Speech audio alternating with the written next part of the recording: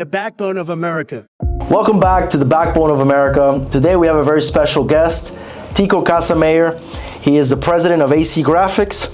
Tico, you're very well outspoken. I'll let you do an introduction on your business, and then we'll get started. Excellent. First of all, thank you very much. Appreciate you having me here. It's a pleasure. Yes, like you said, my name is Tico Casamayor. If you want my real name, which not many people know, so you guys are getting a scoop here, it's Augusto Rafael Casamayor. I bring that up because my father's name is Augusto, my grandfather's name was Augusto, my great-grandfather's name was Augusto. They're all the same, and that's where it all started. The printing company, a commercial printing company, started in Cuba in the 40s. Then in the 70s, my dad was in Miami, was 12 years old, and then he started working at a printing company, eventually opened his own printing company called AC Graphics, and that's where it all started. In Hialeah, we're still in the same location, and at this point, he's semi-retired. I've taken over the printing company. My son has joined. He has created a marketing company because he doesn't like the printing world. He thinks it's outdated, so he wanted to go marketing, digital marketing, social media, and website development. He's real big on that. And that's our history and where we're at right now. All right, very cool.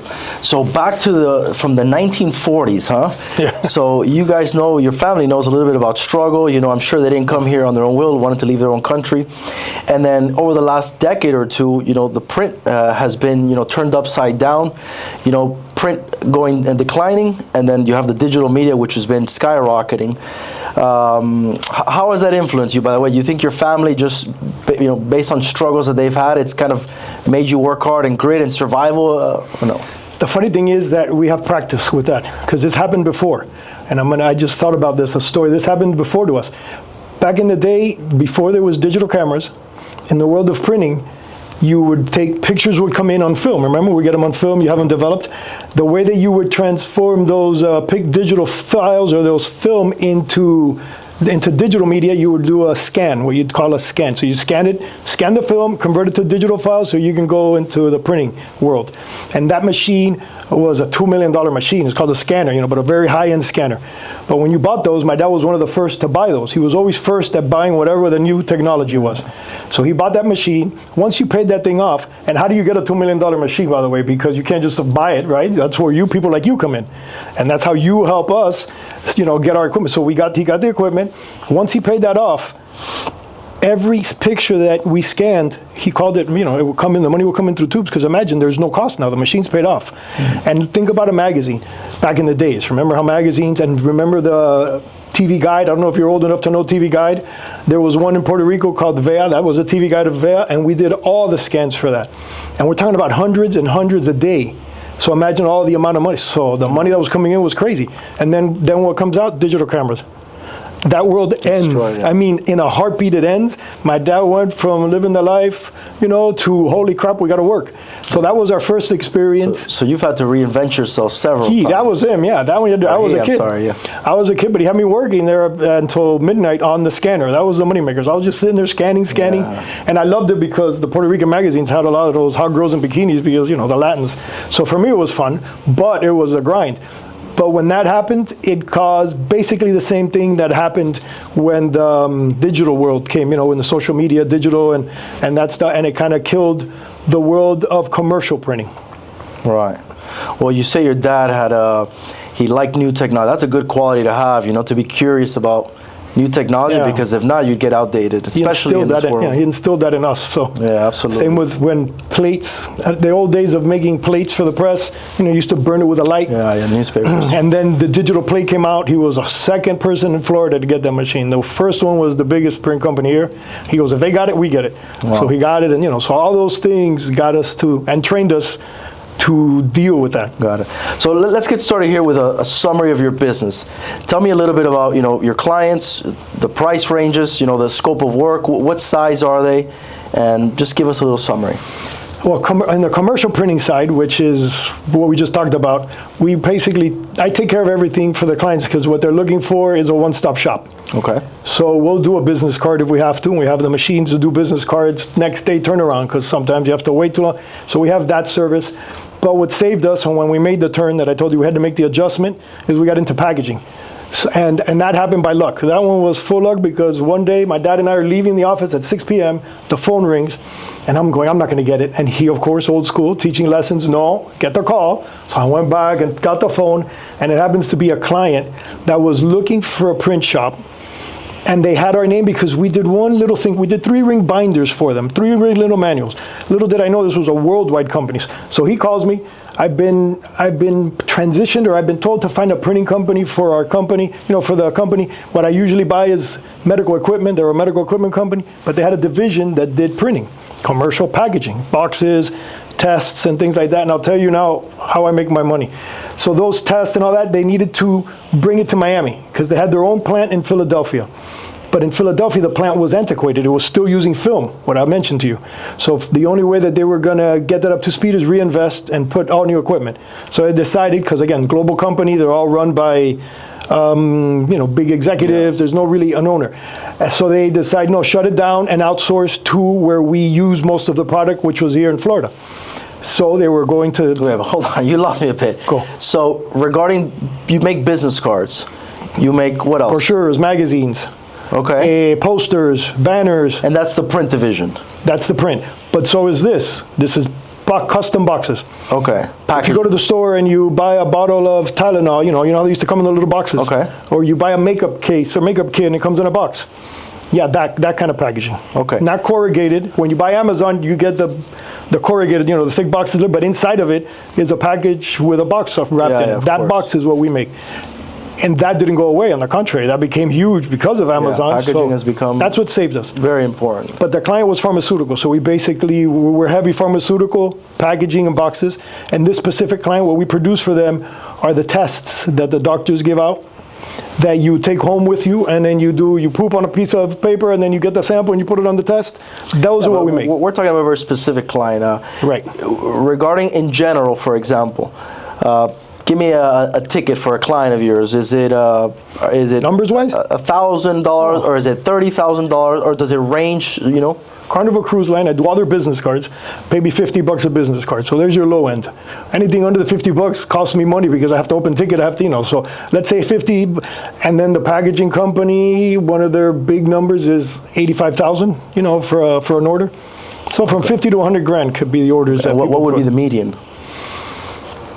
10 grand, 15 grand. Okay, so 10 to 15,000, that's the sweet spot. Mm-hmm. I got it, okay. All right, so I understand. And that's for the print media. What about the digital side? Is that completely separate division? Yes. Or same name, we just added digital to the end, but it's a separate company. It runs separately. My son runs that. So I do the printing with my father and the digital with my son. Understood.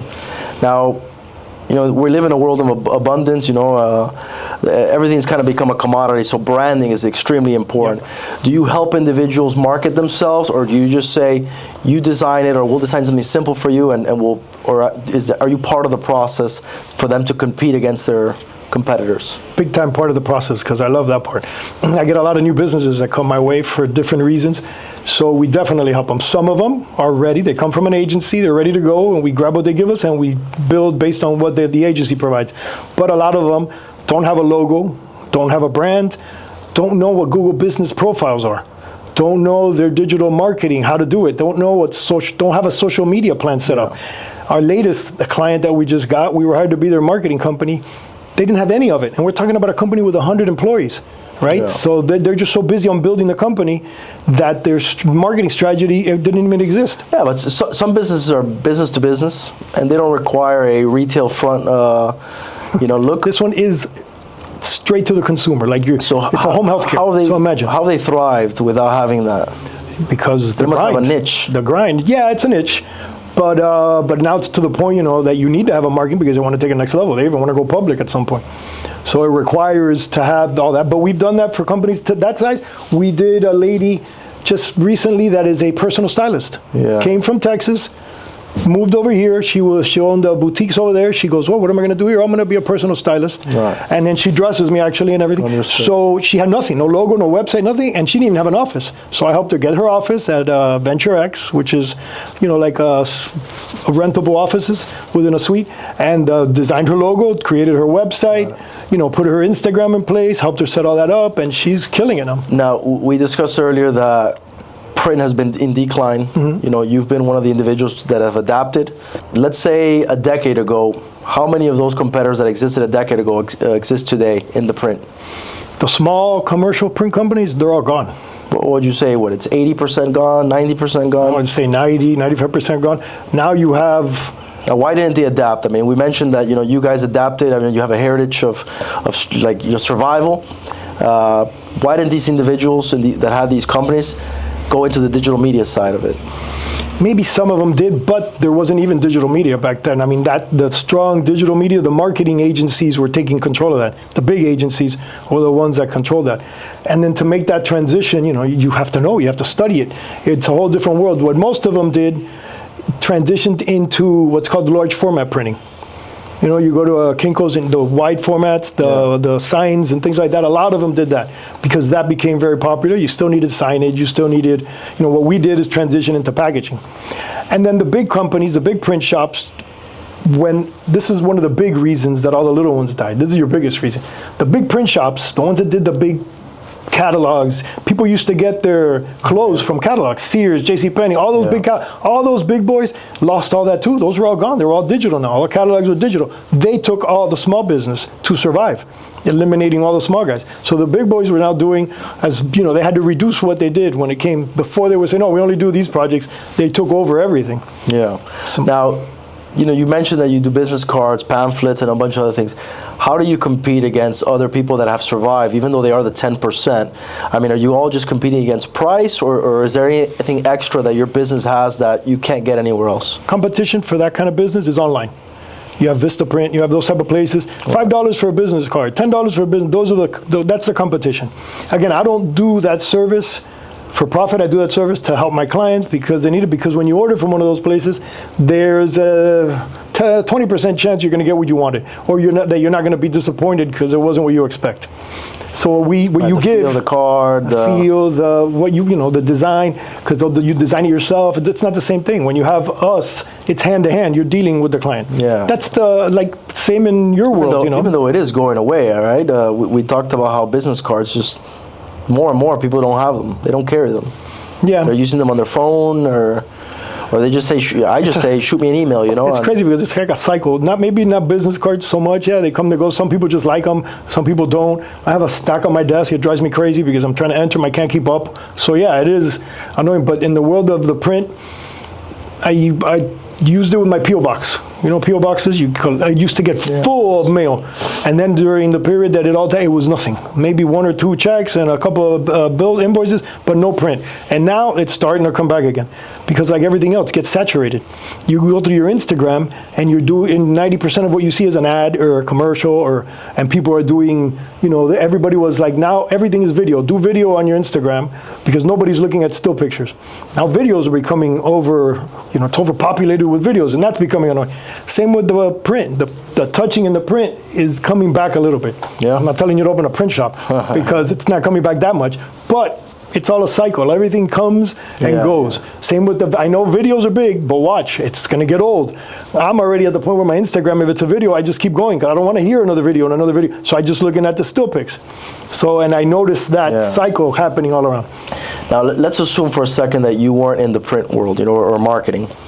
If you were starting a business and you wanted to hire a marketing company, who would it be here in the Miami area that you'd say these are the guys that are doing it right, and why would how would you choose the marketing company? Money is not an issue. Money's not an issue. Well, obviously I have to say. Well, I mean, look, money's always an issue, but the question is, if you see that there's value that you're going to get out of paying it, I mean, when you buy a car, if you're buying a BMW compared to a Toyota, you're paying more because you think you're getting more value, right? Yeah. Right. So if I want to buy the Rolls Royce or the Bentley, then I'm going to go with República Havas, the agency. They're the best right now. Okay, and why? Why is that? Well, besides the fact that my brother owns part of it, and George Placencia, which is my other brother, owns it. It's because they are the best. They came from us. My brother came from us, and this is not something I'm saying because of me. Look it up. It is. They are the best. They're now worldwide agency. But what? They're very difficult to hire. You have to be big to get them. They have what? The most talented individuals working there, or is it Is it, look, in the print world, to me, it was very simple. It's, if you have the most efficient printing machine and you can bring your cost down and it looks the best, it's very simple, you know? I can't compete with a small printer with a guy that has a printer that prints out 10 times faster with better quality. So it's just whoever has the biggest capital investment wins. In the digital world, I don't know, you know, the average person, it doesn't take much to have a subscription from Adobe Premium, Premiere. Premiere, well, Adobe family, because Adobe has all the software. So it has to do a lot with the individuals that you're working with, and maybe the design work, you know, the quality of the individuals, less on the capital investment, you know. So again, why would I go with this Havas company? What do they have? Well, that's if you're big, if you need a full service agency. It depends on your company, really. You got to determine based on your size of company. If I am going to promote my printing company, let's say, if I was going to hire an agency, I'm going to go with, I'll interview a team and get a small team. I don't need a big agency because I'm not going for nationwide work. I'm going for local work. So I'll get a local team and then probably do pay-per-click advertising, maybe some YouTube advertising. Social media, I know people advertise on it a lot. To me, that's more like an social media organically on Instagram, Facebook, and all that, to me is better. But again, some paid advertising is what's going to get you there faster. So that world, you could hire a smaller agency, but you have to interview and see. But again, the marketing company is the one that's doing all this work. Right. So yeah, but the problem what am I looking for? I mean, I'm going to put yourself in my shoes, right? We have this podcast here that we're trying to grow. What is it that I'm looking for when I have these conversations with these marketing companies? Okay, so one thing that I look at, not knowing anything about the business, is prior results. You know, show me your historical work. If I like what I see, therefore I can expect that I'll get that in the future. If I don't like the quality, obviously I'm not going to be happy. But perhaps that's just the tip of the iceberg. You know, I want to go below that and see what else do I need to be successful. Yeah, you want to know what your ROI is going to be at the end when you invest all this money in the digital marketing. You're going to want to, I would suggest, get a company that's done your industry before, because they know how to work it. Because I'll give you Google pay-per-click. Google pay-per-click is like dealing in the stock market. You know, you know what Google pay-per-click is, right? Well, the audience may not. Pay-per-click is when you search for something, and it's the top 3 results that comes out in Google. Those top 3 results are paid to be there. Google AdWords, correct? Well, those AdWords are... AdWords or AdSense? I think it's AdWords, actually. That's what it is. People are searching, you mean? Yeah, no, the program for Google is called Google AdWords. That's where you go in there to pay per click. Yeah, no, but you want to go beyond that. If you're going to try to do it yourself, you're not going to compete. You want to go to a Google professional. Okay. So I have a Google ad specialist in our group, and all he does is sit there and deal with Google ads. Because you're bidding for those top 3 spots against 3 other companies, or 3, everybody's bidding for that spot. And it's whoever pays the most for the click that's going to get there. Right. So you want a guy that knows how to get you, in the right spot at the right time. Perfect example. We have a dentist came to us. She was working with another company. I'm not getting any calls. This is not working. And I told her, good friend, so I didn't want to, just sell her the whole package. I go, I'm going to give you my Google Ads specialist direct. You deal with him. Don't put any more money on social media. Don't put any more money on anything. Just let's do Google pay-per-click. And he worked with her budget and got her loaded with clients. And she's like, but after 11 a.m., nobody else calls. I don't understand. Everybody's calling from 9 to 11. Well, because her budget would run out every day at 11, right? Because he would separate that over the 20 days of the month. And then she would run out. Oh, my God. Then she kept adding and adding and adding. And then the calls kept coming and coming and coming. She wanted to do, I forgot what they're called, when the teeth whitening and all these other things. But what worked for her was emergency, and he knew because he has 10 other dentists on his docket. Emergency dentistry in the local area is what's going to generate people to come to you in pay-per-click. And it worked, and it blew her up to the point that we had to stop it because she couldn't take any more patients. She's opening up a second practice now. So the key is getting somebody that knows what they're doing, and it's very few people are unicorn, what I call the unicorn, that knows how to do Google pay-per-click, that knows how to do social media marketing, that knows how to do YouTube marketing, that knows how to do TikTok marketing. You get it? They're all special. You have to, like you said, make somebody see somebody that's done it before and that have results, and talk to their clients to make sure they like it. Yeah. We're going with a company now for the medical place that I told you we brought in, and it's a whole different group of guys, but they're very heavy in medical. And they promise return on investment or we don't have to pay them. So that's the best, I'm outsourcing that for this particular client. Understood. Now the clients that you've been, working for many years, how many of them are coming to you now and saying we want to do more social media? It's been the trend now that social media is more important than the organic search results, or because that's where people are going to. They're watching less TV and they're on their phones a lot more. 100%, yeah. The people that come to me, funny enough, one of my good friends, an attorney, has never been on it. And 2 weeks ago, I see him pop up on social media. I go, finally, we got you. And I literally gave him text him last night. I was about to get in the shower and I see one of his posts and I look at his feed and I gave him a whole speech on what to do and what not to do because I went through it. And again, from doing my own personal Instagram, you learn what's good and what's not. You lose followers when you do certain things. You gain followers when you do certain things. So I wanted to help him and teach him all these things. Social media, organic is the best. If you're gonna get into it for the first time and you're jumping in, don't just start putting static posts of advice or little drawings or cartoons constant. You can have it mixed in. Social and organic is what people want to see. I want to see you talking to people like me.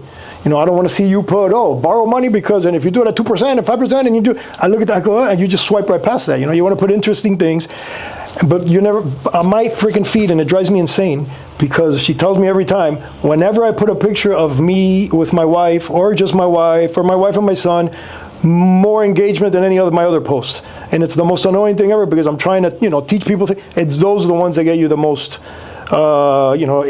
return clicks, likes, all that stuff. So if you're going to do relate to you, probably. Yeah, so you want to be organic as possible is my only advice with social media. But yes, almost all of them want to do it. But I tell them, if you're not going to do it the right way, it's better not to have it in there because everybody's going to go look, like you said, everybody's going to go look at you there. They're going to research you. They're going to research your website to see that you're legit. Then they're going to go to your Instagram to see your history, to see if you exist. If it's an Instagram that you haven't posted on in 6 months, they're going to think you're not working. They're going to think you're out of business. So you're better off not having one because these just doesn't have an Instagram, so they move on because some companies don't have it. Okay, that's fine. But if you're going to have it, you have to work it. You have to have agencies behind it. Usually is the best thing because you can.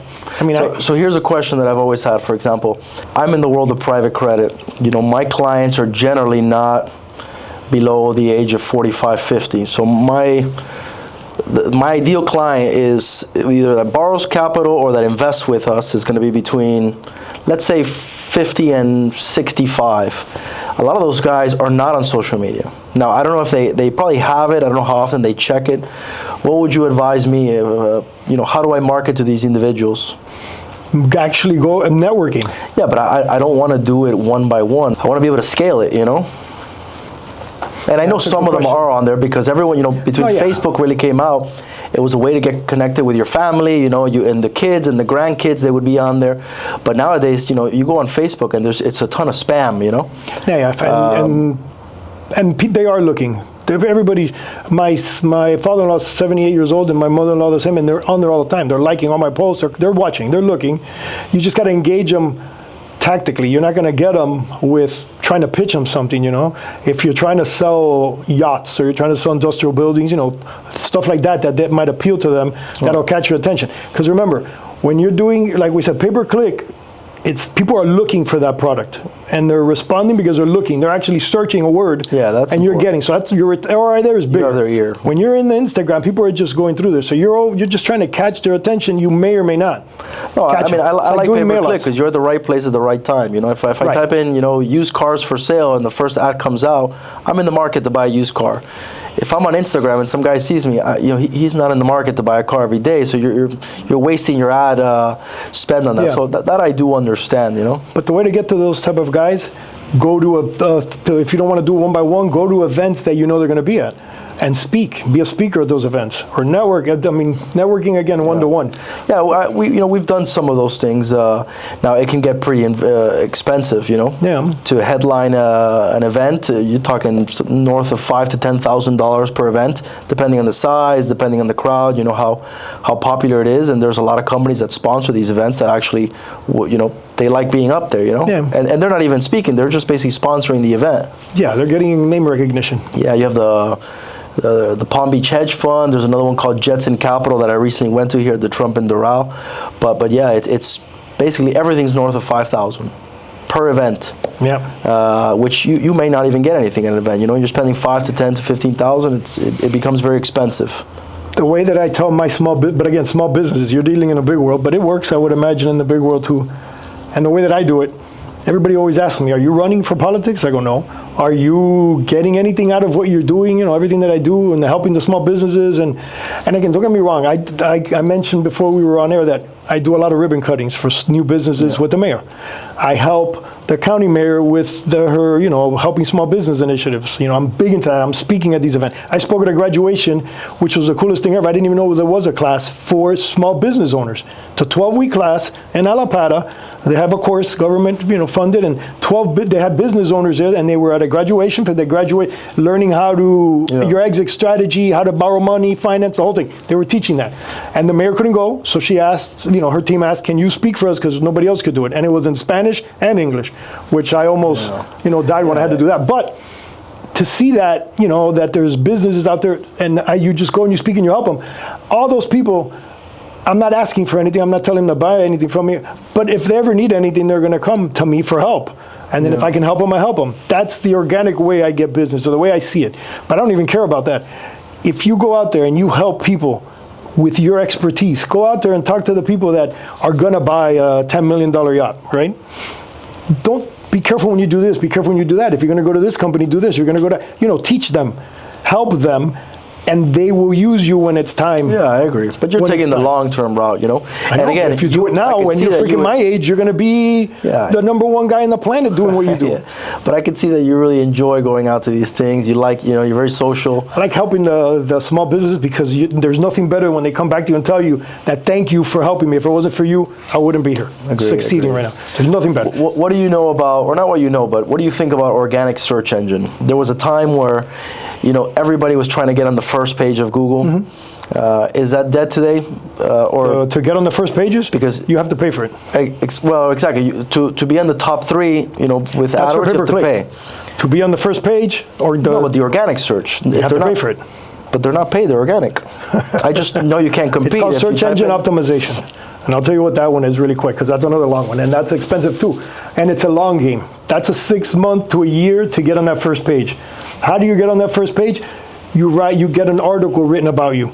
Right. On your company, that your name's all over it. You get that published. That's why you have agencies that will hire publishers, and they'll go after and they'll tell CNN and they'll send them. They'll feed them ads and feed them stories, and the hopes that they put it in. Once you're up there enough on those stories and your name's everywhere, Google, the reason Google puts you on that first page is because they're out there, crawling everywhere, and the one that has the most name, notoriety will be on the first, second page. No, they rank you that way. That's how you do it. But all that's paid too. My guy that does the Google search has a division which just does SEO. That's a separate campaign from pay-per-click. Again, long game because you have to pump it information. Do you do blogs on your website? No, we don't. Put blogs on your website. Why? Because those blogs are being seen. Somebody might pick it up and repost it. That will generate you SEO. What you're doing here, this podcast, put this on your websites. Don't just put them, with your name on them. Your name will then grow within Google. Is it a world where quantity is kind of king, or where does quality come in? Well, the quality will get you posted in other places people want to see it. Right. The quality will have a lot of reposts and a lot of people are reading it, but it sounds like if you're not constantly doing this stuff, you're not going to get a lot of 100%. Rank with Google. Which is why agencies exist, because you can't do it yourself if you're running your business. It's difficult. I try to. I get up at 4 a.m. to do my posts and to put my stuff out, because I have my girls can do it too, but there's certain ones I want to do myself because I have to put my twist on it because people know when it's not me. Yeah. And you got to do it, but it's very difficult. But it's constant. It's a constant dripping. Yeah. Now let's discuss here the democratization of marketing through apps like Adobe Premiere. You have Photoshop, or actually Adobe Photos, the same one. What's the other one I'm thinking? Canva, for example. Mm-hmm. It used to be a time where people would come to you and say, hey, I need the design, help me out on this. Nowadays, your competitor is an individual from their home with a small subscription fee, and that's your competition. What do you think about that? I mean, has that helped? There's 100 designers. Everybody's a designer. Everybody's an agency, everybody's a digital marketer, everybody's a videographer, everybody's a photographer. And that's fine for my world because they give me the product. I'll have it ready to go. If it's for print, you design it, great, give it to me, I'll print it. But 90% of the time it's wrong. It's not print ready because they don't know what they're doing. But for digital marketing, it's great because, they can design their own products and do it. And again, you're never gonna stop those people, but you with the clientele you have, with the business you have, with the history and the reputation you have, your focus is on your clients and on your deals and making sure they get the best deal. If you're sitting around designing on Canva and designing and putting posts up, you're not doing your job for your clients.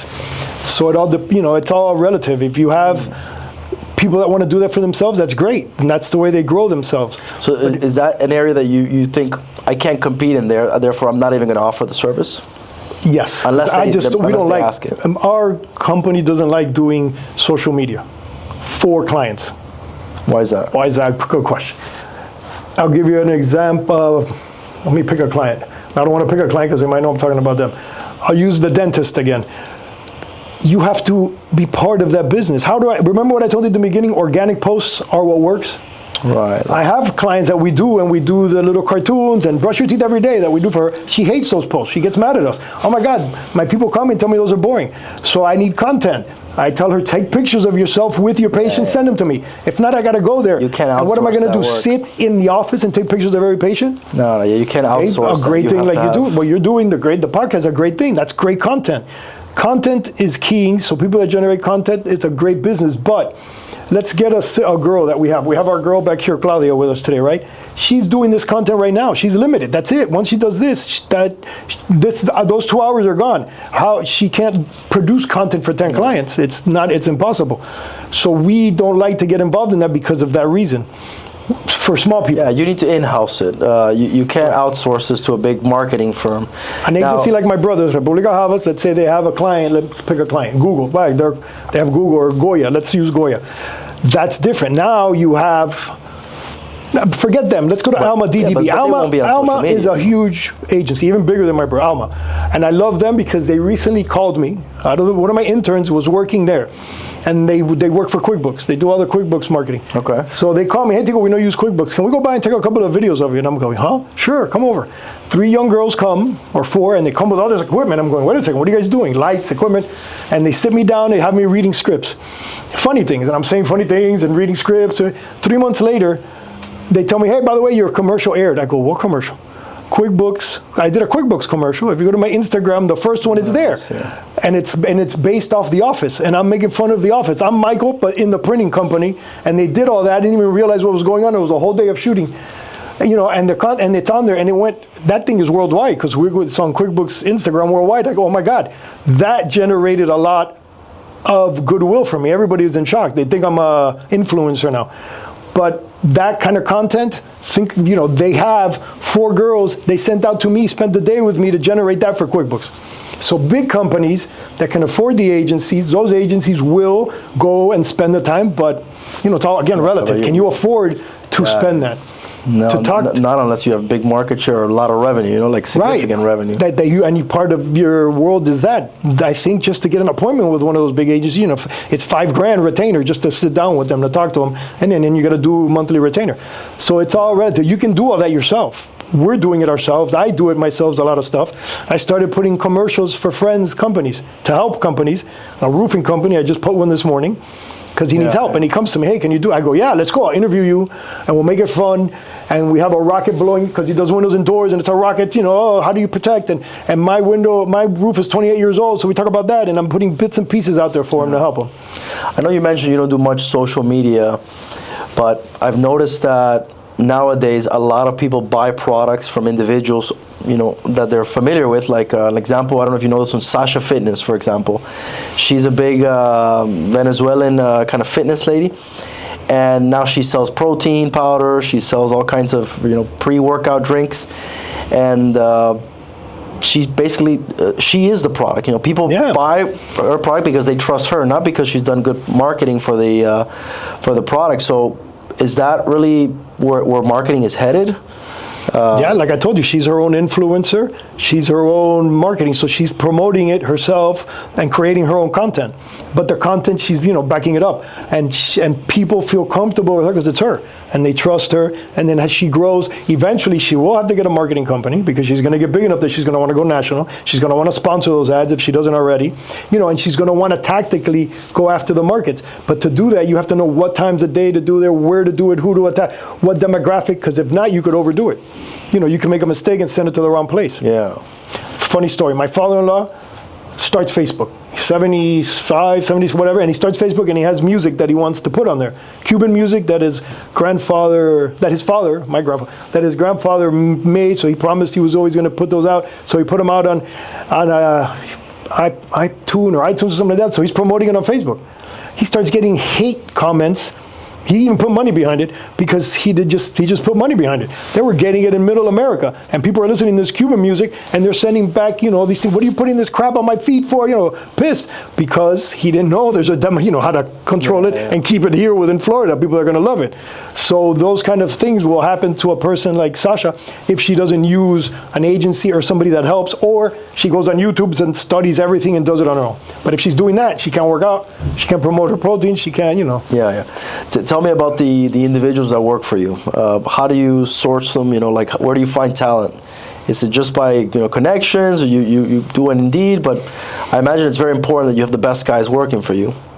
How do you source it? The digital side, believe it or not, we've brought in interns. We train them, and we've kept some. And the other, every intern we've gotten them great jobs, because one of them wanted to be in the Marlins. There she is. Another one I put in my brother's shop, the best magic. But interns from what university? FIU we're big. FSU, my son went to FSU, so in the summer interns came from there. This summer we're starting next week on an intern that's high school, going to be a high school senior. And she wants to do it now. She begged, please, please, please. So we're going to bring them in. So internships in the digital world is great because... But you have to develop that kind of talent, right? So it's but it's fun.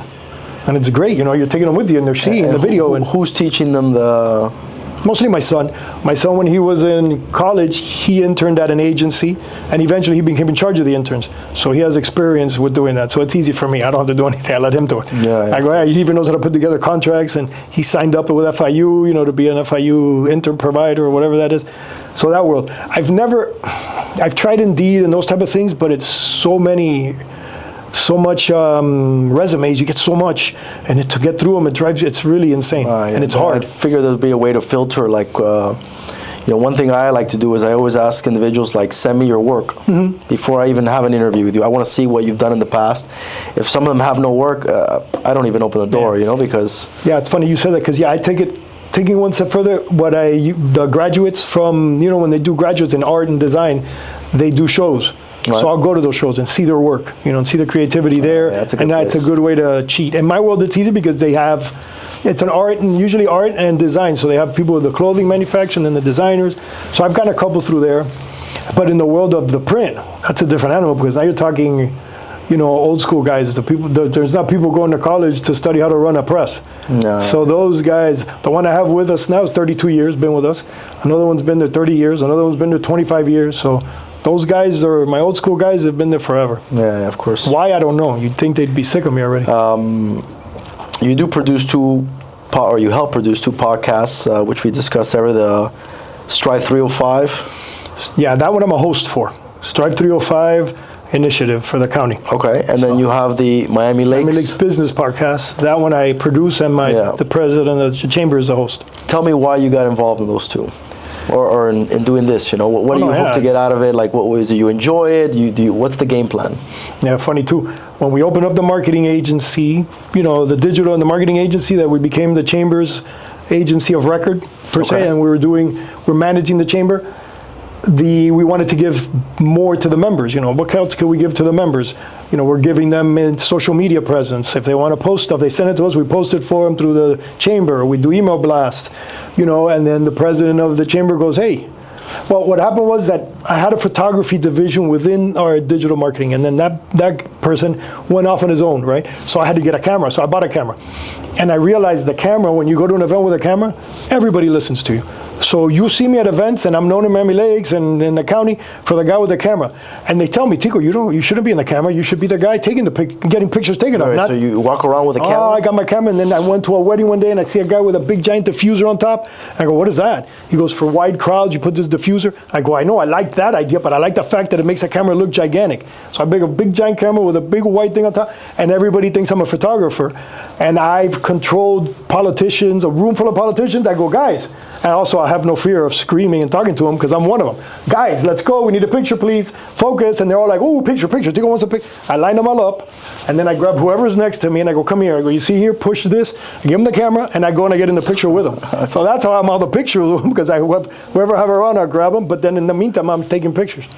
It helps with my speed, too, because I get very bored at events. But when I have that camera, it gives me something to do. Yeah, my son's with me. We fight for it because if not, you get bored. And with the camera, again, everybody wants to be in the picture, so they'll come, and then you get to talk to them, and and you're like, oh, okay, great. And the funny thing is, the newspaper in the town of Miami Lakes, I always send them the pictures, and my pictures are all over the newspaper, which is funny to me. To me, all these things cry. I send it to the town, and the town uses it for their social, and I send it to the people I take pictures of.